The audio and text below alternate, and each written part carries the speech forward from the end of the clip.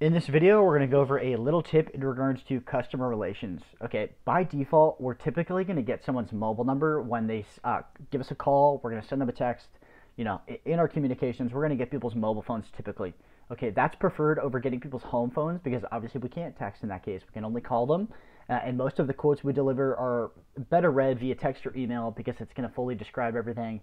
It's just more efficient. So by default, we're going to get mobile phones or have a preference for a mobile phone. You know, express that to the homeowner. If you have a mobile phone, we can send a text or a call rather than a home phone.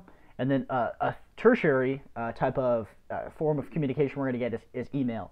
Whenever we collect someone's phone number being their mobile phone or their home phone, depending on what they're calling or however we collect it, we're going to try to get their email as well. Okay, a really good way to get that is by default, we're going to send them a text, you know, in the process of collecting a quote.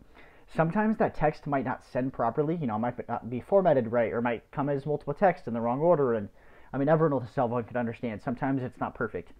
So as an alternative to that, I like to ask, do you have an email I could use just in case, you know, an instance like that happens where I can clarify things over email?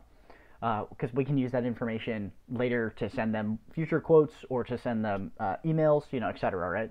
It's just useful to have. So that's a really smooth way to try to get someone's emails as an alternative to their mobile phone, and again, preference over home phones. So that's a little bit about collecting all the information. Collect as much information as we can, you know, ultimately because it's useful for us and helpful for the customer to be able to communicate with them. So that's a little tip in regards to collecting forms of communication.